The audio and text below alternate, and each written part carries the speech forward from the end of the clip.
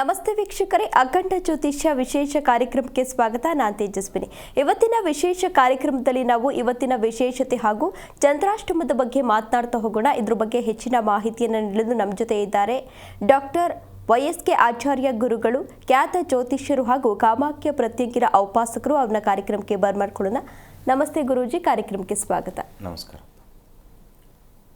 ಓಂ ಅಸ್ಮದ್ ಗುರುಭ್ಯೋ ನಮಃ, ಅಸ್ಮತ್ ಪರಮಗುರುಭ್ಯೋ ನಮಃ, ಅಸ್ಮತ್ ಸರ್ವಗುರುಭ್ಯೋ ನಮಃ. ಹೈಂ ಹ್ರೀಂ ಶ್ರೀಂ ಶ್ರೀಮಾತ್ರೇ ಲಲಿತಾಂಬಿಕಾಯೈ ನಮಃ.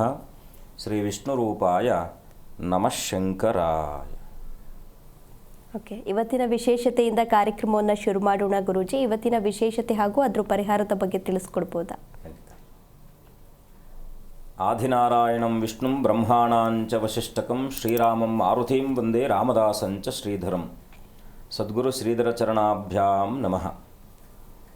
ಎಲ್ಲ ವೀಕ್ಷಕ ಮಹಾಶಯರಿಗೂ, ನನ್ನ ಅನ್ನದಾತರಾದಂಥ ರೈತರಿಗೂ, ಹಾಗೆ ನಮ್ಮೆಲ್ಲರನ್ನು ಕೂಡ ಸರ್ವತಾ ರಕ್ಷಣೆ ಮಾಡ್ತಾ ಇರತಕ್ಕಂಥ ಎಲ್ಲ ಸೈನಿಕರಿಗೂ ಕೂಡ ನನ್ನ ಆರಾಧ್ಯ ಮಾತೆಯಾದ ಮಾ ಕಾಮಾಖ್ಯ ಪ್ರತ್ಯಂಗಿರ ದೇವಿಯು ಸಂಪೂರ್ಣವಾಗಿರ್ತಕ್ಕಂಥ ಅನುಗ್ರಹವನ್ನು ದಯಪಾಲಿಸಿ ಅವರೆಲ್ಲರ ಬದುಕು ಸುಖ ಶಾಂತಿ ಸಮೃದ್ಧಿಯಿಂದ ಇರುವಂತಾಗಲಿ ಅಂತೇಳಿ ಆ ಜಗದಂಬೆಯಲ್ಲಿ ಪ್ರಾರ್ಥಿಸುತ್ತಾ, ಇವತ್ತಿನ ವಿಶೇಷತೆ ಏನಿದೆ, ಈ ದಿನದಲ್ಲಿ ಯಾವ ಕೆಲಸವನ್ನು ನೀವು ಮಾಡೋದರಿಂದ ಮನೆಯಲ್ಲಿರ್ತಕ್ಕಂಥ ನಕಾರಾತ್ಮಕವಾದಂಥ ಶಕ್ತಿಗಳು ಏನೆಲ್ಲ ಮನೆಯಲ್ಲಿ ಈ ನಕಾರಾತ್ಮಕ ಶಕ್ತಿಗಳು ನಮಗೆ ತೊಂದರೆ ಮಾಡ್ತಾ ಇರತಕ್ಕಂಥದ್ದಾಗುತ್ತೆ ಅನ್ನೋದನ್ನು ಇವತ್ತು ತಿಳ್ಕೊಳ್ಳೋಣ. ವಿಶೇಷವಾಗಿ ಏನಪ್ಪ ಅಂದರೆ, ಮನೆಯಲ್ಲಿ ಸಾಕಷ್ಟು ಮನೆಗಳಲ್ಲಿ ಯಾವುದೇ ಕಾರಣ ಇಲ್ಲದ ಹಾಗೆ ವ್ಯಾಜ್ಯಗಳು ನಡೀತಾ ಇರುತ್ತೆ. ಏನು ಕಾರಣನೇ ಇರಲ್ಲ. ಆ ಮನೆಯಲ್ಲಿ ಸದಾ ಎಲ್ಲರೂ ಕಿರಿಕಿರಿ ಅಂತಕ್ಕಂಥದ್ದು, ಮಾನಸಿಕವಾಗಿ ಒತ್ತಡದಲ್ಲಿರ್ತಕ್ಕಂಥವ್ರು ಆಗ್ತಾರೆ.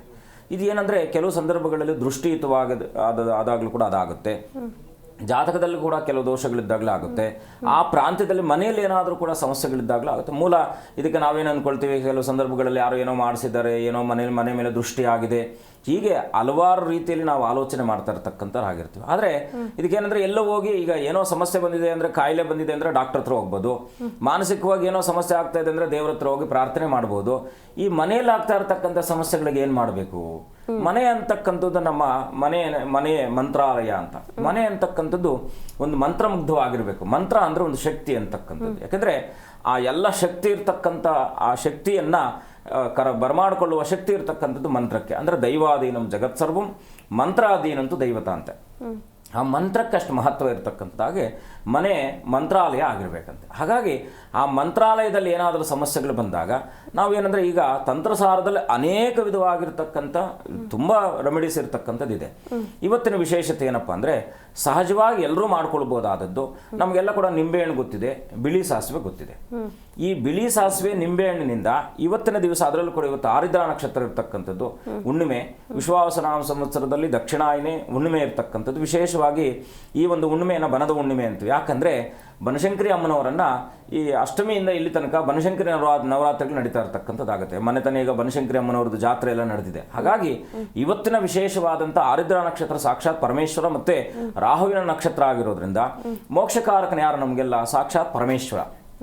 ಯಾವೆಲ್ಲ ಸಮಸ್ಯೆಗಳಿದ್ರೂ ಕೂಡ ನಾವು ಅಸಿತ ಭೈರವ ಅಂತ ಕರಿತೀವಿ. ಅಷ್ಟಭೈರವರಲ್ಲಿ ಅಸಿತ ಭೈರವನಿಗೆ ಅತ್ಯಂತ ಪ್ರಮುಖವಾಗಿರ್ತಕ್ಕಂಥ ಉನ್ಮಾತ್ತ ಮತ್ತು ಅಸಿತ ಭೈರವನಿಗೆ ಅತ್ಯಂತ ಒಂದು ಪ್ರಮುಖವಾಗಿರ್ತಕ್ಕಂಥ ಪಾತ್ರ ಇದೆ. ಹಾಗೆ ಸ್ವರ್ಣಾಕರ್ಷಣ ಭೈರವ ಅಂತ. ಹೀಗೆ ಸಮಯೋಚಿತವಾಗಿ ಸಮಯಕ್ಕೆ ಸಂದರ್ಭಕ್ಕೆ ಯಾವೆಲ್ಲ ತೊಂದರೆಗಳಿದ್ದಾವೋ ಆಯಾಯ ದೇವತೆಗಳನ್ನು ನಾವು ಸಣ್ಣ ಸಣ್ಣ ರೆಮಿಡಿಗಳನ್ನು ಮಾಡಿಕೊಂಡಾಗ, ಪರಿಹಾರಗಳನ್ನು ಮಾಡಿಕೊಂಡಾಗ ಖಂಡಿತ ಶುಭ ಆಗುತ್ತೆ. ಹಾಗಿದ್ರೆ ಏನು ಮಾಡಬೇಕಪ್ಪ ಅಂದರೆ, 4 ಯಾವುದೇ ಪ್ಲಾಸ್ಟಿಕ್ ಬೌಲ್ ಆಗಲಿ, ಈಗ ನಾವು ಇರ್ತಕ್ಕಂಥ ಇದು ದೊನ್ನೆ ಈ ಥರದ್ದೆಲ್ಲ ಬೇಡ, 2 ಅದಕ್ಕೆ ಯೂಸ್ ಮಾಡಬೇಕಾದದ್ದು. ಏನಪ್ಪ ಅಂದರೆ, 4 ಸ್ಟೀಲ್ ಬೋಲು ಅಥವಾ 4 ಗಾಜಿನ ಬೋಲು. ಈ ಗಾಜಿನ ಬೋಲು ಅಥವಾ ಸ್ಟೀಲ್ ಬೋಲ್ 4 ಬೋಲನ್ನು ಮನೆ 4 ದಿಕ್ಕಲ್ಲಿ 4 ಮೂಲೆಯಲ್ಲಿ ಇದ್ದೇ ಇರುತ್ತೆ. ಹೌದು. ಬಿಳಿ ಸಾಸಿವೆ ತಗೊಂಡು ಬನ್ನಿ, ಸ್ವಲ್ಪ ಉಪ್ಪು ಮತ್ತು ಬಿಳಿ ಸಾಸಿವೆನ ಮಿಶ್ರಣವನ್ನು ಮಾಡಿ, ಉಪ್ಪು ಬಿಳಿ ಸಾಸಿವೆ ಮಿಶ್ರಣ ಮಾಡಿ, ಮನೆಯಲ್ಲಿರ್ತಕ್ಕಂಥ 4 ಜನ ಇದ್ದಾರಂತೆ, 21 ಸಲ ಮೇಲಿಂದ ಕೆಳಗಡೆ ತನಕ ಭೂಮಿಯ ತನಕ ನಿವೃತ್ತಿ ಮಾಡ್ಕೊಳ್ಳಿ. ಮತ್ತು ಮನೆ ಬಾಗಿಲು ಏನಿದೆಯೋ ಮನೆಗೆಲ್ಲ ಒಂದು ಸವ್ಯಾಕಾರವಾಗಿ ಮತ್ತು ಅಪಸವ್ಯಾಕಾರವಾಗಿ 7 ಮನೆಗೆ 7 14, ಇವ್ರಿಗೆ 21 ಹೀಗೆ ಆ ಇಳಿ ತೆಗೆದಂಥದ್ದನ್ನು, ಉಪ್ಪು ಮತ್ತು ಬಿಳಿ ಸಾಸಿವೆ ಇಳಿ ತೆಗೆದದ್ದನ್ನು ಆ ಬೋಲಲ್ಲಿ ಹಾಕಬೇಕು. 4 ದಿಕ್ಕಲ್ಲಿ ಇಡಬೇಕದು. ಆ ಇಳಿ ತೆಗಿಬೇಕಾದ್ರೆ ಓಂ ವಿಶ್ವೇಶ್ವರಾಯ ನಮಃ ಅಂತಕ್ಕಂಥ ಮಂತ್ರ ಹೇಳ್ಕೊಬೇಕು. ಇಷ್ಟೇ, ಇನ್ನೇನು ಇಲ್ಲ. ವಿಶ್ವೇಶ್ವರಾಯ ನಮಃ, ಓಂ ವಿಶ್ವೇಶ್ವರಾಯ ನಮಃ ಅಂತೇಳಿ 21 ಸಲ ಇಳಿ ತೆಗೆದು ಆ ಬೋಲಲ್ಲಿ ಹಾಕಿ 3 ದಿನಗಳ ಕಾಲ ಆ ಮೂಲೆಗಳಲ್ಲಿ ಇರಬೇಕು. ಯಾವುದು? ಆಗ್ನೇಯ, ನೈಋತ್ಯ, ವಾಯುವ್ಯ, ಈಶಾನ್ಯ ಅಂತ ಈ 4 ಮೂಲೆಗಳಲ್ಲಿಟ್ಟು ಮತ್ತೆ ನಿಂಬೆಹಣ್ಣನ್ನು ತಗೊಬೇಕು. ಈ ನಿಂಬೆಹಣ್ಣನ್ನ 9 ಸಲ ಮೇಲಿಂದ ಕೆಳಗಡೆ ತೆಗಿಬೇಕು. ತೆಗೆದ್ಬಿಟ್ಟು ಆ 4 ಇದರಲ್ಲಿ ಹಾಕ್ಬಿಡ್ಬೇಕು. ಮನೇಲಿ 4 ಜನ ಇದ್ರೆ ಒಂದೊಂದ್ರಲ್ಲಿ ಬೇಕಾದ್ರೆ 4 ಕಡೆ ಹಾಕ್ಬೋದು. ಅವ್ರ ಅನುಕೂಲಕ್ಕೆ ತಕ್ಕನಾಗಿ ಮಾಡ್ಬೋದು. ಮಾಡಿ 3 ದಿನಗಳ ನನ್ನ ಕಾಲ ಅಲ್ಲೇ ಬಿಟ್ಬಿಡ್ಬೇಕು. ಅದನ್ನ ತೊಳಿಬಾರ್ದು, ಮತ್ತೆ ಅದನ್ನ ಕದಲಿಸಬಾರ್ದು. ಹೀಗೆ ಅದನ್ನ ಇಟ್ಟಾಗ ಮನೇಲಿ ಇರ್ತಕ್ಕಂಥ ಒಟ್ಟಾರೆಯಾದಂಥ ಎಲ್ಲ ನಕಾರಾತ್ಮಕ ಶಕ್ತಿಗಳನ್ನ ಅದು ಗ್ರಹಿಸುತ್ತೆ. ಯಾಕಂದ್ರೆ ಉಪ್ಪಿಗೆ ಎಲ್ಲವನ್ನು ಕೂಡ ಸ್ವೀಕಾರ ಮಾಡುವ ಶಕ್ತಿ ಇರುತ್ತೆ. ಬಿಳಿ ಸಾಸಿವೆ ಗೊತ್ತಿರ್ತಕ್ಕಂಥದ್ದು ನಮ್ಗೆ, ಯಾಕಂದ್ರೆ ಅತ್ಯಂತ ವಿಷಮಯವಾದಂಥ ವಸ್ತು. ಆ ವಸ್ತುವಿನ ಯುಕ್ತವಾಗಿ ಮಾಡಿದಾಗ ಇದನ್ನ ತಗೊಂಡೋಗಿ 3 ದಿನಗಳ ನಂತರ ಅಂದ್ರೆ 3 ರಾತ್ರಿ ಕಳಿಬೇಕು. ತಗೊಂಡೋಗಿ ಅವ್ರ ಏರಿಯಾದಲ್ಲಿ ಇಡಬಾರ್ದು. ಅದನ್ನ ಮತ್ತೊಂದು ಏರಿಯಾ ಅಂದ್ರೆ ಆ ಪ್ರಾಂತ್ಯಕ್ಕೆ ಸಂಬಂಧಪಟ್ಟ 1ನೇ ಕ್ರಾಸು, 5ನೇ ಕ್ರಾಸು, 6ನೇ ಕ್ರಾಸು, ಆ ಕಡೆ ಯಾವ್ದಾದ್ರು ಕ್ರಾಸಲ್ಲಿ 3 ದಾರಿ ಸೇರುತ್ತಲ್ಲ, ಯಾವ್ದಾದ್ರು ಬುಡದಲ್ಲಿ ಯಾವ್ದಾದ್ರು ಮರ ಇರುತ್ತೆ, ಬೇವಿನ ಮರ ಅಥವಾ ಹೊಂಗೆ ಮರದ ಬುಡದಲ್ಲಿ ಅದನ್ನ ಹಾಕಿ ಬರಲಿ. ಈ ತರ 5 ಸಲ ಮಾಡಲಿ. ಆ ಮನೆಯಲ್ಲಿ ಈ ತರ ಯಾವೆಲ್ಲ ಸಮಸ್ಯೆಗಳು ನಾನು ಹೇಳ್ತಾ ಇದ್ದೀನೋ ಖಂಡಿತ ನಿವಾರಣೆ ಆಗುತ್ತೆ. ಮಾಡಿ ನೋಡಿ, ಶುಭವಾಗಲಿ. ಓಕೆ, ಚಂದ್ರಾಷ್ಟಮ ಅಂದ್ರೆ ಏನು ಗುರೂಜಿ? ಅಂದ್ರೆ ಮುಖ್ಯವಾಗಿ ನಮ್ಮ ಜಾತಕದಲ್ಲಿ ಚಂದ್ರನು ಎಷ್ಟು ಬಲಯುತನಾಗಿದ್ದಾನೋ ಅವನ ಬದುಕು ಅಷ್ಟು ಹಸನಾಗಿರುತ್ತೆ ಅಂತ. ಜಾತಕ ಅಂತಕ್ಕಂಥದ್ದು ಯಾವುದೇ ರೀತಿಯಾಗಲೂ ಕೂಡ ಮೌಢ್ಯತೆಗಳನ್ನು ಅದು ತೋರುವಂಥದ್ದಲ್ಲ. ಸೈನ್ಸ್ ಏನು ಹೇಳಿದೆಯೋ, ಚಂದ್ರ ಈಗ ಇವತ್ತಿನ ಚಂದ್ರೋದಯ ಅಂತ ನಾವು ಕರಿತೀವಿ. ಹುಣ್ಣಿಮೆ ದಿವಸ ಪೂರ್ಣ ಚಂದ್ರನ ಇರ್ತಾನೆ, ಅಂದ್ರೆ ಭೂಮಿ ಸಮೀಪಕ್ಕೆ ಬಂದಿರ್ತಾನೆ ಅಂತಕ್ಕಂಥದ್ದು. ಅವತ್ತಿನ ದಿನದಲ್ಲಿ ಭೂಮಿಯ ಸಾಮೀಪ್ಯಕ್ಕೆ ಚಂದ್ರನ ಬಂದಾಗ ಭೂಮಿಯಲ್ಲಿರ್ತಕ್ಕಂಥ ಎಲ್ಲ ಶಕ್ತಿಗಳನ್ನು ಕೂಡ ತಾನು ಸ್ವೀಕಾರವನ್ನು ಮಾಡ್ತಾ ಇರ್ತಾನೆ. ಈ ಚಂದ್ರಾಷ್ಟಮ ಅಂತಕ್ಕಂಥದ್ದು ನಾವು ಹುಟ್ಟಿದಾಗ ನಮ್ಮ ಹೆಸರುಗಳೆಲ್ಲ ಏನೇ ಹೆಸರು ನಾವು ಇಡಬೇಕಾದ್ರೂ ಕೂಡ ಆ ನಕ್ಷತ್ರದ ಮೇಲೆ ನಾವು ಇಡ್ತೀವಿ. ಯಾವ ನಕ್ಷತ್ರದಲ್ಲಿ ಚಂದ್ರ ಇರ್ತಾನೋ ಆ ನಕ್ಷತ್ರಕ್ಕೆ ಸಂಬಂಧಪಟ್ಟ ಹಾಗೆ ನಾವು ಹೆಸರುಗಳನ್ನು ಇಡ್ತೀವಿ. ಅಂದ್ರೆ ನಮ್ಮ ನಕ್ಷತ್ರ ಅಂತ ಇಟ್ಕೊಳ್ಳಿ. ಈ ನಕ್ಷತ್ರ ಅಂತಕ್ಕಂಥದ್ದು ಯಾವುದೋ ಈಗ ಒಂದು ಆರಿದ್ರ ನಕ್ಷತ್ರ, ಇವತ್ತು 50 ಆರಿದ್ರ ನಕ್ಷತ್ರ ಇದೆ.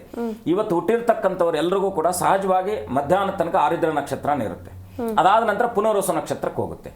ಈ ಆರಿದ್ರ ನಕ್ಷತ್ರದಲ್ಲಿ ಹುಟ್ಟಿದ್ದಾರೆ ಅಂತ ಇಟ್ಕೊಳ್ಳೋಣ. ಆರಿದ್ರ, ಪುನರ್ವಸು, ಪುಷ್ಯ, ಆಶ್ಲೇಷ, ಮಕ, ಪುಬ್ಬ, ಉತ್ತರ, ಅಸ್ತ. ಅಂದ್ರೆ ಈ ಅಸ್ತ ನಕ್ಷತ್ರದಲ್ಲಿ ಏನಾದ್ರು ಚಂದ್ರನಿದ್ದಾಗ, ಫಾರ್ ಎಕ್ಸಾಂಪಲ್ ಅವನು ಆ ಚಂದ್ರನ ಆ ಮನೆಯಲ್ಲಿದ್ದಾಗ, ಅಂದ್ರೆ ಆ ನಕ್ಷತ್ರ 8ನೇ ನಕ್ಷತ್ರದಲ್ಲಿದ್ದಾಗ ಬಂದಾಗ ಅದಕ್ಕೆ ನಾವು ಜನ್ಮಾಷ್ಟಮ ಅಥವಾ ಲಗ್ನಾಷ್ಟಮ ಅಂತ ಕರಿತೀವಿ. ಲಗ್ನಾಷ್ಟಮ. ಈ ಚಂದ್ರ ಜನ್ಮಾಷ್ಟಮ, ಲಗ್ನಾಷ್ಟಮ ಅಂತಕ್ಕಂಥದ್ದು ಯಾಕೆ ಅಂದ್ರೆ ಜಾತಕದಲ್ಲಿ 2 ಸ್ವಭಾವದ ಗ್ರಹಗಳಿದ್ದಾವೆ.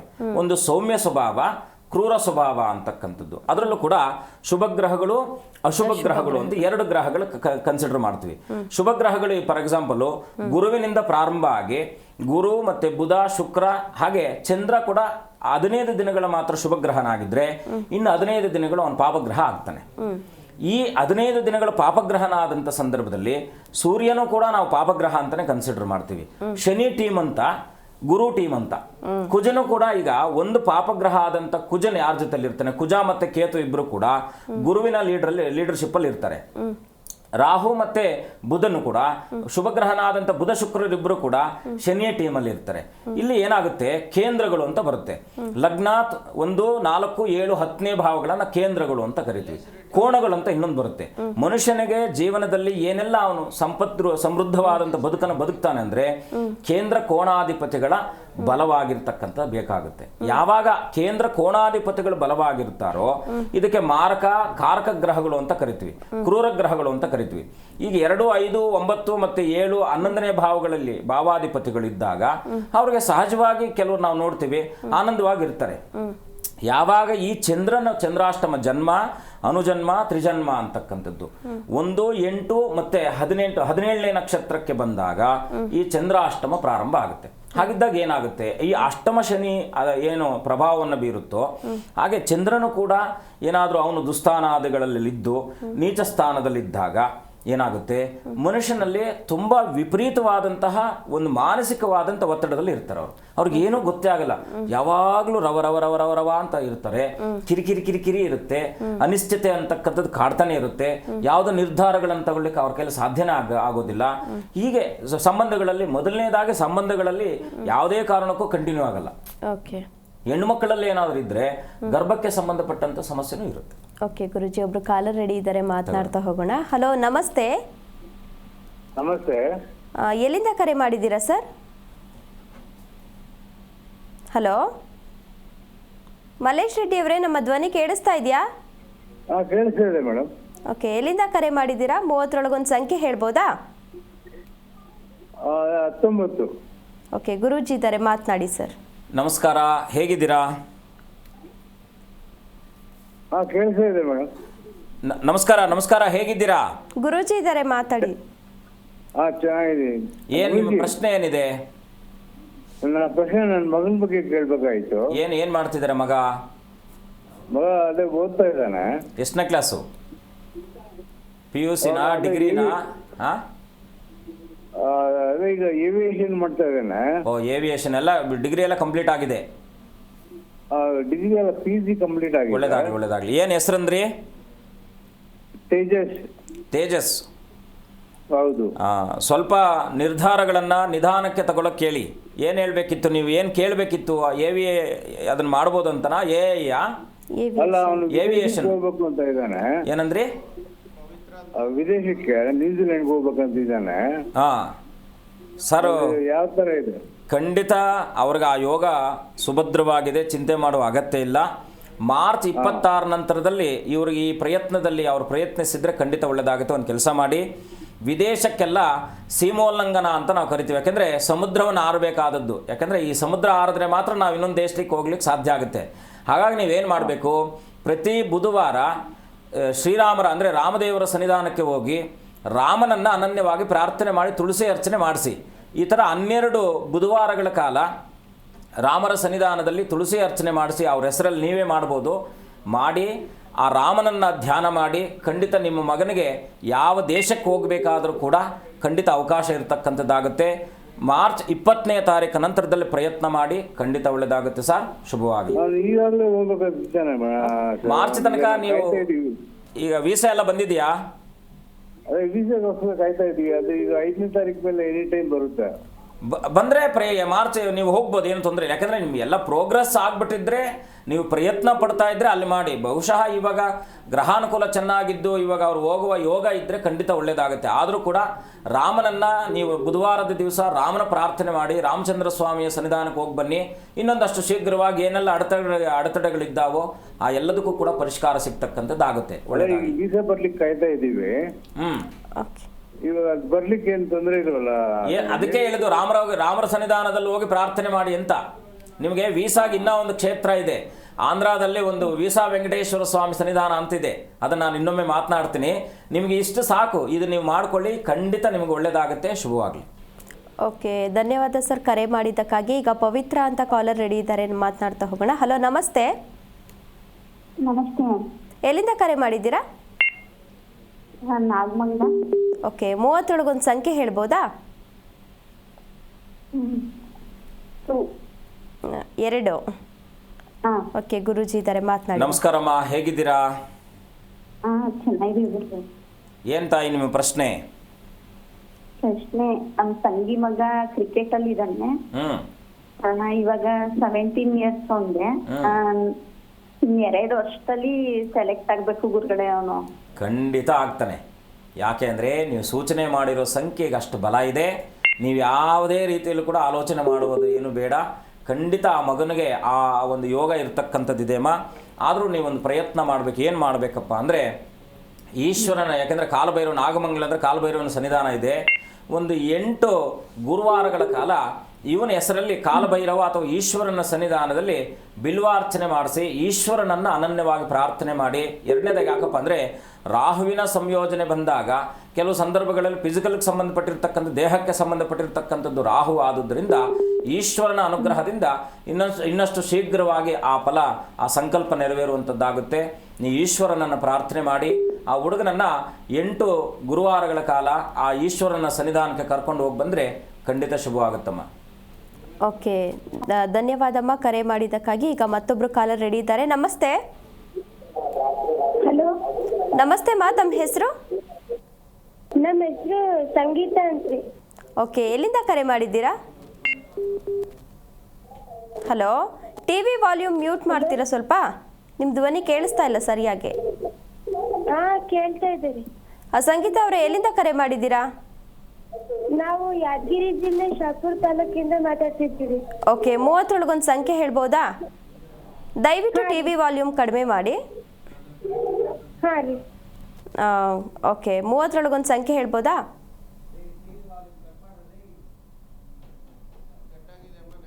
ಓಕೆ, ಕಾಲ್ ಕಟ್ ಆಗಿದೆ. ಈಗ ಮತ್ತೊಬ್ರು ಕಾಲರ್ ರೆಡಿ ಇದ್ದಾರೆ. ಹಲೋ, ನಮಸ್ತೆ ವೀಕ್ಷಕರೇ, ದಯವಿಟ್ಟು ಟಿ ವಿ ವಾಲ್ಯೂಮನ್ನು ಕಡಿಮೆ ಮಾಡಿ ಮಾತನಾಡಿ, ಇಲ್ಲಾಂದರೆ ನಾವೇನು ಮಾತಾಡ್ತಿದ್ವಿ ಅನ್ನೋದು ನಿಮಗೂ ಕೂಡ ಸ್ಪಷ್ಟವಾಗಿ ಕೇಳಿಸೋದಿಲ್ಲ. ಹಲೋ, ನಮಸ್ತೆ ಸರ್. ನಮಸ್ತೆ ಸರ್. ಎಲ್ಲಿಂದ ಕರೆ ಮಾಡಿದ್ದೀರಾ? ತಮ್ಮ ಹೆಸರು? ನನ್ನ ಹೆಸರು ಮಂಜುಳಾ ಅಂತ, ಹೊಸಗಬ್ಬಾಡಿಯಿಂದ ಮೇಡಮ್. ಓಕೆ ಮ್ಯಾಮ್, ಇದು 30 ಸಂಖ್ಯೆ ಹೇಳ್ಬೋದಾ? 25 ಮೇಡಮ್. 25. ಓಕೆ, ಗುರೂಜಿ ಇದ್ದಾರೆ, ಮಾತನಾಡಿ. ನಮಸ್ಕಾರ ತಾಯಿ, ಹೇಗಿದ್ದೀರಾ? ನಾವು ಚೆನ್ನಾಗಿದ್ದೀವಿ ಸ್ವಾಮಿ. ನಮ್ಮ ಮಗನಿಗೆ ಇವಾಗ ಡಬಲ್ ತಗೊಂಡಿದ್ದಾನೆ, ಫಸ್ಟ್ ಇಯರ್ APS ಕಾಲೇಜ್ ಹತ್ರ ಹೋಗ್ತಾನೆ. ಅವ್ನು ಹೇಳದ್ ಮಾತು ಅಂತಾನೆ ಕೇಳಲ್ಲ ಗುರುಜಿ. ನೀವು ಏನು ಹೆಸರಂದ್ರಿ? ರತನ್ ಗೌಡ ಗುರುಜಿ. ಅದೇ ಸ್ವಲ್ಪ ಹೆಸರಿನಲ್ಲಿ ಸ್ವಲ್ಪ ಏನೋ ವೇರಿಯೇಷನ್ ಇದೆ ಅಂತಕ್ಕಂಥದ್ದು ತೋರಿಸ್ತಾ ಇದೆ. ಹೆಸರನ್ನ ಸಾಧ್ಯವಾದಷ್ಟು ಹುಟ್ಟೆಸರು ಅದೇನಾ? ಗುರುಜಿ, ಒಂದೇ ಹೆಸರು ಇಟ್ಟಿರೋದು, ರತನ್ ಗೌಡ. ಅದೇ ಆ ಹೆಸರಲ್ಲಿ ಏನೋ ಸ್ವಲ್ಪ ಅವ್ರಿಗೆ ಆ ಹೆಸರಿನಿಂದ ಸ್ವಲ್ಪ ಏನೋ ಅನಾನುಕೂಲ ಅಂತಕ್ಕಂಥದ್ದು, ಸ್ವಲ್ಪ ಕಿರಿಕಿರಿ, ಕೋಪ, ಮುಂಗೋಪತನ, ಹೇಳಿದಂಥ ಮಾತು ಕೇಳದೆ ಇರತಕ್ಕಂಥದ್ದು. ನೀವೊಂದು ಕೆಲಸ ಮಾಡಿ, ಯಾಕೆಂದರೆ ಚಂದ್ರ ಯಾವಾಗ ಆ ಒಂದು ಪಾಪಗ್ರಹಗಳ ಯುಕ್ತನಾಗ್ತಾನೋ, ಅವರ ಪೀಡಿತನಾಗ್ತಾನೋ, ಖಂಡಿತ ಈ ಥರ ಸಮಸ್ಯೆಗಳು ಬರ್ತಕ್ಕಂಥದ್ದಾಗುತ್ತೆ. ಹಾಗಾಗಿ ಹೆಸರನ್ನು ಇಡಬೇಕಾದ್ರೂ ಕೂಡ ಅನುಕೂಲವಾದಂಥ ಹೆಸರನ್ನು ಇಡ್ತಕ್ಕಂಥದ್ದು ಒಂದು ಶುಭ. ಆದರೂ ಕೂಡ ನೀವು ಏನು ಮಾಡಬೇಕಪ್ಪ ಅಂದರೆ ಸ್ವಲ್ಪ ಮನೆ ದೇವರ ಕೋಪ ಅಂತಕ್ಕಂಥ ತೋರಿಸ್ತಾ ಇದೆ ತಾಯಿ. ಏನು ಮನೆ ದೇವರ ಹೆಸರು ಯಾರು? ಚಂಪಕಧಾಮ ಸ್ವಾಮಿ ಪ್ರಸನ್ನ. ಚಂಪಕಧಾಮನು ಸಾಕ್ಷಾತ್ ಶ್ರೀಮನ್ನಾರಾಯಣನು. ನೀವೊಂದು ಕೆಲಸ ಮಾಡಿ, ಮನೆಯಲ್ಲಿ ಪ್ರತಿ ಶುಕ್ರವಾರದ ದಿವಸ ಅಮ್ಮನವರ ಸಹಿತನಾಗಿ ಲಕ್ಷ್ಮೀನಾರಾಯಣರ ಸನ್ನಿಧಾನ ಇದ್ದರೆ ನಿಮಗೆ ಸಂಪಿಗೆ ಹೂವು ಇದೆ ಗೊತ್ತಾ? ಆ ಸಂಪಿಗೆ ಹೂವನ್ನು ನಿಮ್ಮ ಮಗನ ಎಷ್ಟು ಏಜ್ ಅವನಿಗಿವಾಗ? ಅವನಿಗೆ ಇವಾಗ 17 ವರ್ಷ ಸ್ವಾಮಿ. 17 ಸಂಪಿಗೆ ಹೂವನ್ನು ತಗೊಳ್ಳಿ. ಚೆನ್ನಾಗಿರಬೇಕು, ಅದು ಯಾವುದೇ ಕಾರಣಕ್ಕೂ ಕೂಡ ಭಿನ್ನ ಆಗಿರಬಾರ್ದು. ನೀಟಾಗಿರ್ತಕ್ಕಂಥ 17 ಸಂಪಿಗೆ ಹೂವನ್ನು 17 ಶುಕ್ರವಾರದ ಸಮಯ, 17 ಶುಕ್ರವಾರದ ದಿವಸ, ಪ್ರತಿ ಶುಕ್ರವಾರವೂ ಕೂಡ 17 ಸಂಪಿಗೆ ಹೂವನ್ನು ಲಕ್ಷ್ಮೀನಾರಾಯಣರ ಫೋಟೋಗೆ ನೀವು ಒಂದು ಮಾಲೆಯನ್ನು ಮಾಡಿ ಹಾಕಿ, ನಿಮ್ಮ ಮಗನ ಏನು ಅವನ ಸಮಸ್ಯೆ ಇದೆಯೋ ಆ ಸಮಸ್ಯೆಯನ್ನು ನಿವೃತ್ತಿ ಮಾಡುವ ಸಲುವಾಗಿ ಪ್ರಾರ್ಥನೆ ಮಾಡ್ಕೊಳ್ಳಿ. ಮನೆ ದೇವರ ಅನುಗ್ರಹ ಖಂಡಿತ ನಿಮ್ಗೆ ಇರ್ತಕ್ಕಂಥದ್ದಾಗುತ್ತೆ. ಈ ಕೆಲಸ ಮಾಡೋದ್ರಿಂದ ಖಂಡಿತ ಶುಭವಾಗುತ್ತೆ. ಇನ್ನೊಂದು ಏನಪ್ಪ ಅಂದರೆ, ಶಾರದಾಂಬುಜಾಯ ನಮಃ ಅಂತಕ್ಕಂಥ ಮಂತ್ರವನ್ನು ನಿಮ್ಮ ಮಗನ ಕೈಯಲ್ಲಿ ಹೇಳಿಸಿ. ಓಂ ಶಾರದಾಂಬುಜಾಯ ನಮಃ, ಓಂ ಶಾರದಾಂಬುಜಾಯ ನಮಃ ಅಂತಕ್ಕಂಥ ಅಮ್ಮ. ಅದನ್ನ ಎಷ್ಟು ಬೇಕಾದ್ರೆ ಹೇಳ್ಬೋದು, 33 ಸಲ ಕನಿಷ್ಠ ಹೇಳ್ಬೇಕು. ಅದ್ರ ಮೇಲೆ ಎಷ್ಟು ಬೇಕಾದ್ರೆ ಹೇಳ್ಕೊಬೋದು. ಈ ಮಂತ್ರ ಹೇಳ್ಕೊಳ್ಳೋದ್ರಿಂದ ಮನಸ್ಸಿನ ಮೇಲೆ ಇರಬಹುದಾದಂಥ ನಕಾರಾತ್ಮಕ ಶಕ್ತಿಗಳು ಕಡಿಮೆ ಆಗುತ್ತೆ. ಓಂ ಶಾರದಾಂಬುಜಾಯ ನಮಃ ಈ ಮಂತ್ರ ಹೇಳಿಸಿ, ಖಂಡಿತ ಒಳ್ಳೆಯದಾಗುತ್ತೆ ತಾಯಿ. ಓಕೆ, ಧನ್ಯವಾದಮ್ಮ ಕರೆ ಮಾಡಿದ್ದಕ್ಕಾಗಿ. ಮತ್ತೊಬ್ರು ಕಾಲರ್ ರೆಡಿ ಇದ್ದಾರೆ. ನಮಸ್ತೆ. ನಮಸ್ತೆ ಮೇಡಮ್. ತಮ್ಮ ಹೆಸರು, ಎಲ್ಲಿಂದ ಕರೆ ಮಾಡಿದ್ದೀರಾ? ನಮ್ಮ ಚಿತ್ರದುರ್ಗದಿಂದ ವಿಜಯಲಕ್ಷ್ಮಿ ಅಂತ ಮಾತಾಡ್ತಿರೋದು. ಓಕೆ, ವಿಜಯಲಕ್ಷ್ಮಿ ಅವರೇ, 30 ಸಂಖ್ಯೆ ಹೇಳ್ಬೋದಾ? 20. ಓಕೆ, ಗುರುಜಿ ಇದ್ದಾರೆ, ಮಾತು. ನಮಸ್ಕಾರ ತಾಯಿ, ಹೇಗಿದ್ದೀರಾ? ನಮಸ್ತೆ ಗುರುಜಿ. ನಮಸ್ತೆ ಗುರುಜಿ, ಹೇಗಿದ್ದೀರಾ? ಪರವಾಗಿಲ್ಲ, ಚೆನ್ನಾಗಿದೆ ಗುರುಜಿ. ನಮ್ಗೆ ಆರೋಗ್ಯದ ಬಗ್ಗೆ ಕೇಳಿ. ನಮ್ಮ ಕಾರ್ಯಕ್ರಮ ಎಲ್ಲ ನೋಡ್ತಿದ್ದೀರಾ? ನಾನು ನೋಡ್ತೀನಿ ಗುರುಜಿ. ಏನು ನಿಮ್ಮ ಪ್ರಶ್ನೆ ಏನಿದೆ? ನಮ್ಗೆ ಆರೋಗ್ಯ ಬಗ್ಗೆ ಕೇಳಬೇಕಾಗಿತ್ತು ಗುರುಜಿ. ಸ್ವಲ್ಪ ಏನಂದರೆ, ಶರೀರದಲ್ಲೇ ಹುಟ್ಟಿರ್ತಕ್ಕಂಥ ರೋಗ ಅಂತಕ್ಕಂಥ ತೋರಿಸ್ತಾ ಇದೆಯಮ್ಮ. ನೀವೇನು ಮಾಡಬೇಕಂದ್ರೆ, ಪ್ರತಿ ತಿಂಗಳು 2 ಅಷ್ಟಮಿ ಬರುತ್ತೆ, ಗೊತ್ತಾ ನಿಮಗೆ? ನೀವು ಕ್ಯಾಲೆಂಡ್ರಲ್ಲಿ, ಇವಾಗ ಎಲ್ಲ ಕ್ಯಾಲೆಂಡ್ರಲ್ಲೂ ಕೂಡ ಅಷ್ಟಮಿ ತಿಥಿ ಅಂತಕ್ಕಂಥದ್ದು ಬರುತ್ತೆ, ಸಪ್ತಮಿ ಅಷ್ಟಮಿ ಅಂತಕ್ಕಂಥದ್ದು. ಈ ಅಷ್ಟಮಿ ದಿವಸ ನೀವು ಏನು ಮಾಡಬೇಕಪ್ಪ ಅಂದರೆ, ಯಾವುದಾದ್ರೂ ಈಶ್ವರನ ಸನ್ನಿಧಾನಕ್ಕೆ ನಿಮಗೆ ಈ ಆಗಲಕಾಯಿ ಗೊತ್ತಾ? ಈ ಆಗಲಕಾಯಿಯನ್ನು 2 ಭಾಗ ಮಾಡಿ. ಈ ಆಗಲಕಾಯಿಯನ್ನು 2 ಭಾಗ ಮಾಡಿ, ಮೊದಲನೇದಾಗಿ ಏನು ಮಾಡಬೇಕಪ್ಪ ಅಂದರೆ, ಮನೆಯಲ್ಲಿ ನೀವು ದಕ್ಷಿಣಾಭಿಮುಖವಾಗಿ ನಿಂತ್ಕೊಬೇಕು. ಅಂದರೆ ಸೌತ್ ಫೇಸ್ ಮಾಡಿ ನಿಂತ್ಕೊಂಡು ಅದನ್ನು 9 ಸಲ ಇಳಿ ತಕ್ಕೊಬೇಕು. ಯಾವುದನ್ನು? ಆಗಲಕಾಯಿಯನ್ನು. ಆ ಆಗಲಕಾಯಿಯನ್ನು ಇಳಿ ತೆಗೆದು ಈಶ್ವರನ ಸನ್ನಿಧಾನದಲ್ಲಿ ಅಷ್ಟಮಿ ದಿವಸ 2 ಅಷ್ಟಮಿಗಳು ಬರುತ್ತೆ. ಅದರಲ್ಲೂ ಕೂಡ ಕಾಲಾಷ್ಟಮಿ, ಶುದ್ಧಾಷ್ಟಮಿ ಅಂತ 2 ಅಷ್ಟಮಿಗಳು ಬರುತ್ತೆ. ಈ 2 ಅಷ್ಟಮಿಗಳಲ್ಲಿ ಯಾರು ಈ ಆರೋಗ್ಯಕ್ಕೆ ಸಂಬಂಧಪಟ್ಟಿರ್ತಕ್ಕಂಥ ಸಮಸ್ಯೆಗಳಲ್ಲಿ ಇದ್ದಂಥವರಾಗಿರ್ತಾರೋ, ಈ ಅಷ್ಟಮಿ ದಿವಸ ಈಶ್ವರನ ಸನ್ನಿಧಾನದಲ್ಲಿ ಮುಖ್ಯವಾಗಿ ಈ ಸಾಸಿವೆ ಎಣ್ಣೆಯನ್ನು ಹಾಕಿ ಈ ಆಗಲಕಾಯಿಯಲ್ಲಿ ದೀಪ ಹಚ್ಚೋದ್ರಿಂದ ನಿಮ್ಮ ಆರೋಗ್ಯದ ಸಮಸ್ಯೆಗಳು ಖಂಡಿತ ಕಡಿಮೆ ಆಗ್ತಾ ಬರುತ್ತೆ. ನೀವು ಈ ಪ್ರಯತ್ನ ಮಾಡಿ. ಮತ್ತು ಮೃತ್ಯುಂಜಯನ ಮಂತ್ರವನ್ನು ಓಂ ನಮೋ ಮೃತ್ಯುಂಜಯಾಯ ನಮಃ, ಓಂ ನಮೋ ಮೃತ್ಯುಂಜಯಾಯ ನಮಃ ಅಂತಕ್ಕಂಥ ಮಂತ್ರವನ್ನು ನೀವು ಕನಿಷ್ಠ ಪ್ರತಿನಿತ್ಯವೂ ಕೂಡ 108 ಬಾರಿ ಈ ಮಂತ್ರನ ನೀವು ಪ್ರಾರ್ಥನೆ ಮಾಡಿ ಜಪಿಸುವುದರಿಂದ ನಿಮ್ಮ ಆರೋಗ್ಯಕ್ಕೆ ಸಂಬಂಧಪಟ್ಟಿರ್ತಕ್ಕಂಥದ್ದು ಮಾನಸಿಕವಾದಂಥ ಒತ್ತಡಗಳಲ್ಲೂ ಕೂಡ ನಿವೃತ್ತಿ ಆಗ್ತಕ್ಕಂಥದ್ದಾಗುತ್ತೆ. ಮಾಡಿ, ಒಳ್ಳೆಯದಾಗಲಿ. ಓಕೆ, ಧನ್ಯವಾದಮ್ಮ ಕರೆ ಮಾಡಿದ್ದಕ್ಕಾಗಿ. ವೀಕ್ಷಕರೇ, ನೀವು ಕೂಡ ಗುರೂಜಿ ಜೊತೆ ಮಾತನಾಡಬೇಕು ಅಂತ ಅಂದರೆ ಸ್ಕ್ರೀನ್ ಮೇಲೆ ಕಾಣ್ತಾ ಇರುವಂಥ ನಂಬರ್ಗೆ ಕರೆ ಮಾಡಿ ಗುರೂಜಿ ಜೊತೆ ಮಾತನಾಡಿ ನಿಮ್ಮ ಸಮಸ್ಯೆಗೆ ನೇರವಾಗಿ ಪರಿಹಾರವನ್ನು ಕಂಡುಕೊಳ್ಬಹುದು. ಈಗ ಮತ್ತೊಬ್ಬರು ಕಾಲರ್ ರೆಡಿ ಇದ್ದಾರೆ, ಮಾತನಾಡ್ತಾ ಹೋಗೋಣ. ಹಲೋ, ನಮಸ್ತೆ. ನಮಸ್ತೆ. ತಮ್ಮ ಹೆಸರು, ಎಲ್ಲಿಂದ ಕರೆ ಮಾಡಿದ್ದೀರಾ? ನಾವು ಆಲ್ದಾರ ಅಂತ ಯಶೋದ. ಓಕೆ, ಮನೆ ಬಗ್ಗೆ ಕೇಳಬೇಕಿತ್ತು. ಓಕೆ, 30 ಒಂದು ಸಂಖ್ಯೆ ಹೇಳ್ಬೋದಾ? 19. ಗುರೂಜಿ ಇದ್ದಾರೆ, ಮಾತನಾಡಿ. ನಮಸ್ಕಾರ ತಾಯಿ, ಹೇಗಿದ್ದೀರಾ? ಚೆನ್ನಾಗಿದ್ದೀವಿ ಗುರುಜಿ. ಅಮ್ಮ, ಮನೆಯವ್ರ ಬಗ್ಗೆ ಕೇಳಬೇಕಿತ್ತು. ಏನು ಕೇಳಬೇಕಿತ್ತು ತಾಯಿ? ಮನೆಯವ್ರ ಬಗ್ಗೆ. ಮನೆ ಕಡೆ ಏನೋ ಜವಾಬ್ದಾರಿ ಇಲ್ಲ. 1-2 ದಿನ ಚೆನ್ನಾಗಿರ್ತಾರೆ, ಮತ್ತೊಂದು ತಿಂಗಳು ಕೆಲಸ ಮಾಡಿದ್ದೇನು ಕೊಡಲ್ಲ. ನಿಮ್ಮ ಮನೆಗಿರುವ ರಸ್ತೆ ಯಾವುದು? ನೀವು ಓಡಾಡುವ ರಸ್ತೆ ಪಶ್ಚಿಮಕ್ಕಿದೆಯಾ ದಕ್ಷಿಣಕ್ಕಿದೆಯಾ? ಉತ್ತರದ ಕಡೆ ಇದೆಯಾ? ಈ ಪಶ್ಚಿಮ ದಕ್ಷಿಣಾದಿಗಳು ಯಾರ ಮನೆಯಲ್ಲಿ ಈ ಥರ ಸಮಸ್ಯೆಗಳು ನಕಾರಾತ್ಮಕವಾದಂಥ ಮನೆ ಯಜಮಾನರು, ಒಡೆಯರು ಏನು ಅವರು ಜವಾಬ್ದಾರಿ ರಹಿತವಾಗಿರ್ತಾರೋ ಸಹಜವಾಗಿ ಈ ಸಮಸ್ಯೆಗಳು ಬರತಕ್ಕಂಥದ್ದು ಅಲ್ಲಿರುತ್ತೆ. ಹಾಗಿದ್ದಾಗ ನಿಮ್ಮ ಮನೆ ದಿಕ್ಕು ಬಾಗಿಲು ಯಾವುದು ತಾಯಿ?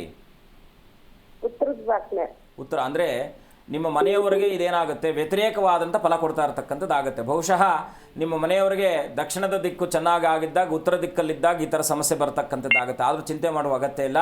ಒಂದು ಕೆಲಸ ಮಾಡಿಮ್ಮ, ನೀವು ಪ್ರತಿ ಮಂಗಳವಾರದ ರಾತ್ರಿ ಒಂದು ಇಡೀ ಬಿಳಿ ಸಾಸಿವೆಯನ್ನು ತಗೊಂಡು ರಾತ್ರಿ ಮಲಗಬೇಕಾದ್ರೆ ಮನೆಯಲ್ಲೆಲ್ಲ ಚೆಲ್ಬಿಡಿ. ಮನೆಯಲ್ಲೆಲ್ಲ ನಿಮ್ಮದೇನು ಮನಸ್ಸಿನಲ್ಲಿ ನಕಾರಾತ್ಮಕ ಶಕ್ತಿಗಳು ಏನೆಲ್ಲ ನಿಮ್ಮ ಮನೆಯಲ್ಲಿ ಪ್ರಾರಂಭ ಮಾಡಿ ನಿಮ್ಮ ಮಧ್ಯದಲ್ಲಿ ಮನಸ್ಸಿನ ಮಧ್ಯದಲ್ಲಿ ಇರ್ತಕ್ಕಂಥ ಕಿರಿಕಿರಿಗಳು ಈ ಥರ ಸಂಭವ ಇದ್ದಂಥ ಸಂದರ್ಭದಲ್ಲಿ ಒಂದು ಇಡೀ ರಾತ್ರಿ 8 ಗಂಟೆಯಿಂದ 9 ಗಂಟೆ ಒಳಗಡೆ ಆ 8-9 ಅಂತಕ್ಕಂಥ ಸಂಯೋಜನೆ ಆದಂಥ ಸಮಯದಲ್ಲಿ ನಿಮ್ಮ ಬದುಕಿಗೆ ಬೇಕಾಗಿರ್ತಕ್ಕಂಥ ಯಾವೆಲ್ಲ ಪರಿಷ್ಕಾರಗಳು ಬೇಕು ಅಂತಕ್ಕಂಥ ಮನಸ್ಥಿತಿ ಇದ್ದಂಥವರು ಒಂದು ಇಡೀ ಬಿಳಿ ಸಾಸಿವೆ ತಗೊಂಡು ಮಂಗಳವಾರದ ರಾತ್ರಿ ಮನೆಯಲ್ಲೆಲ್ಲ ಅದನ್ನು ಚೆಲ್ಬಿಟ್ಟು ಬುಧವಾರದ ಬೆಳಗ್ಗೆ, ಯಾಕಂದರೆ ನೀವು ಬೆಳಗ್ಗೆ 8 ಗಂಟೆಗೋ 9 ಗಂಟೆಗೋ ಎದ್ದರೆ ಆಗಲ್ಲ, ಬೆಳಗ್ಗೆ 6 ಗಂಟೆ ಒಳಗಡೆ ಅದನ್ನು ಗುಡಿಸಿ ನಿಮ್ಮ ಮನೆಯ ದಕ್ಷಿಣ ದಿಕ್ಕಿಗೆ ತಗೊಂಡೋಗಿ ಯಾವುದಾದ್ರೂ ಒಂದು ಗಿಡದ ಬುಡದಲ್ಲೋ ಹಾಕ್ಬಿಡಿ. ಖಂಡಿತ ನಿಮ್ಮ ಮನೆಯಲ್ಲಿ ನೋಡಿ ಬದಲಾವಣೆ ಹೇಗಾಗುತ್ತೆ. ಈ ಬದಲಾವಣೆ ಖಂಡಿತ ಶತಸಿದ್ಧವಾಗಿ ನಿಮ್ಮ ಮನೆಯಲ್ಲಿ ಆಗುತ್ತೆ. ಮನೆಯವರು ಕೂಡ ಜವಾಬ್ದಾರಿಯುತವಾಗಿ ಎಲ್ಲದರಲ್ಲೂ ಕೂಡ ಪಾಲ್ಗೊಳ್ತಕ್ಕಂಥವ್ರು ಆಗ್ತಾರೆ ತಾಯಿ. ಒಳ್ಳೆಯದಾಗಲಿ ಅಮ್ಮ. ನಿರಂತರವಾಗಿ ಮಾಡ್ಬೇಕು. ಅದನ್ನು ನಿರಂತರವಾಗಿ ಮಾಡ್ತಾ ಇದ್ದಷ್ಟು ನಾವು ಊಟ ಬೆಳಗ್ಗೆ ಮಾಡಿ ಮಧ್ಯಾಹ್ನ ಮಾಡಲ್ವಾ, ಹಾಗೆ. ಯಾಕೆಂದರೆ ಅದನ್ನು ಒಂದು ತಿಂಗಳಿಗೆ 1 ಬಾರಿ 2 ಬಾರಿ 3 ಬಾರಿ ನಿಮ್ಮ ಹೇಗೆ ಆ ಸಮಯ ನಿಮ್ಮನ್ನು ಅದನ್ನು ನಿಮ್ಮ ಪೀಡಿಸ್ತಾ ಇರುತ್ತೋ, ಎಷ್ಟು ಸಮಸ್ಯೆ ಇರುತ್ತೋ ಅದರ ಮೇಲೆ ಆ ಪರಿಹಾರಗಳನ್ನು ಮಾಡಿಕೊಳ್ಳಿ. ಒಳ್ಳೆಯದಾಗಲಿ ತಾಯಿ. ಓಕೆ, ಧನ್ಯವಾದಮ್ಮ ಕರೆ ಮಾಡಿದ್ದಕ್ಕಾಗಿ. ಗುರೂಜಿ, ನಾವಾಗಲೇ ಚಂದ್ರಾಷ್ಟಮದ ಬಗ್ಗೆ ಮಾತನಾಡ್ತಾ ಇದ್ವಿ. ಇದು ಒಬ್ಬ ಮನುಷ್ಯನ ಮೇಲೆ ಎಷ್ಟು ದಿನ ಇರುತ್ತೆ ಚಂದ್ರಾಷ್ಟಮ? ಈ ಅಷ್ಟಮ ಅಂತಕ್ಕಂಥದ್ದು ನಾನು ಹೇಳಿದ ಹಾಗೆ 18 ವರ್ಷಗಳ ಕಾಲ ಇದು ಅವನನ್ನು ಪೀಡಿಸುತ್ತೆ. ಆ ನಂತರದಲ್ಲಿ ಕೆಲವು ಕಿರಿಕಿರಿಗಳು ಆಗುತ್ತೆ, ಆದರೆ ಅದರ ಪ್ರಭಾವ ಕ್ಷೀಣವಾಗುತ್ತೆ. ಕ್ಷೀಣ ಅಂದ್ರೆ 18 ವರ್ಷಗಳ ಕಾಲ. ಯಾಕೆಂದ್ರೆ 18 ವರ್ಷಗಳಲ್ಲಿ ಏನ್ ಬೇಕಾದ್ರೂ ಆಗ್ಬೋದು. ಈಗ ಅಕಾಲ ಮೃತ್ಯು ಇದೆಲ್ಲ ಸಂಭವಿಸುತ್ತೆ. ಮಕ್ಕಳು ಯಾಕಂದ್ರೆ ಒಂದು ಯೌವನ ವ್ಯವಸ್ಥೆಯಲ್ಲಿ ಅವನು ಸರಿಯಾದ ನಿರ್ಧಾರಗಳನ್ನು ತಗೊಳ್ಳಿಲ್ಲ ಅಂತ ಇಟ್ಕೊಳ್ಳಿ, ರಾಹು ಏನಾದ್ರೂ ಚಂದ್ರನೊಟ್ಟಿಗೆ ಬಂದ ಗ್ರಹಣ ಆಗ್ಬಿಡುತ್ತೆ. ಆಗೇನಾಗುತ್ತೆ, ನಿರ್ಧಾರಗಳು ತಗೊಳ್ಳಿಕ್ಕೆ ಆಗದೆ ಒದ್ದಾಡ್ತಾ ಇರ್ತಕ್ಕಂಥವ್ರು ಆಗ್ತಾರೆ. ಯಾಕಂದ್ರೆ ಜೀವನ ಅಂತಕ್ಕಂಥ ನಿರೂಪಿಸ್ಕೊಳ್ಳೋಕೆ ಇರತಕ್ಕಂಥ ಸುಸಮಯ ಯಾವ್ದಪ್ಪ ಅಂದ್ರೆ 18 ವರ್ಷ. ಸೆಕೆಂಡ್ ಪೀಸ್ ಆಗ್ತಾ ಇದ್ದಾಗಲೇ ಅವ್ರು ಏನ್ ಮಾಡ್ಬೇಕಂತಕ್ಕಂಥ ಒಂದು ಆಲೋಚನೆಯಲ್ಲಿ ಅವ್ರು ಉಟ್ಕೊಳ್ತಾರೆ. ಆ 18 ವರ್ಷಗಳ ಕಾಲ ನಂತರದಲ್ಲಿ ಇದನ್ನ ಸರಿಯಾಗಿ ಸುಭದ್ರವಾಗಿ, ಯಾಕಂದ್ರೆ ಈ ಚಂದ್ರಗ್ರಹ ದೋಷ ಇದ್ದಂಥವ್ರು ಪ್ರತಿನಿತ್ಯವೂ ಕೂಡ ಗಂಧದ ತಿಲಕಧಾರಣೆ ಮಾಡಿದ್ರೆ ಅತ್ಯಂತ ಶುಭಪ್ರದವಾದ ಫಲವನ್ನು ಕೊಡುತ್ತೆ. ಈಶ್ವರನನ್ನು ಆರಾಧನೆ ಮಾಡಬೇಕು.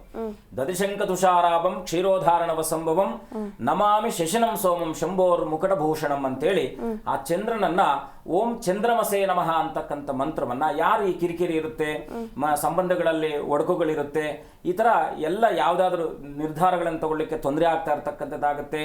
ಈ ತರ ಈ ಸಂದರ್ಭಗಳಲ್ಲಿ ಏನೆಲ್ಲ ಸಮಸ್ಯೆಗಳಲ್ಲಿ ಪೀಡಿತರಾಗಿರ್ತಾರೋ ಓಂ ಚಂದ್ರಮಸೇ ನಮಃ ಅಂತಕ್ಕಂಥದ್ದು. ಚಂದ್ರನದು ಕಟಕ ರಾಶಿ, ಕಟಕ ರಾಶಿಗೆ 2ನೇ ಭಾವ ಸೂರ್ಯನ ಭಾವ ಆಗುತ್ತೆ. ಸೂರ್ಯ ನಮಸ್ಕಾರವು ಕೂಡ ಇದಕ್ಕೆ ಅತ್ಯಂತ ಪ್ರಖರವಾಗಿ ದೋಷ ಪರಿಹಾರವನ್ನು ಮಾಡುತ್ತೆ.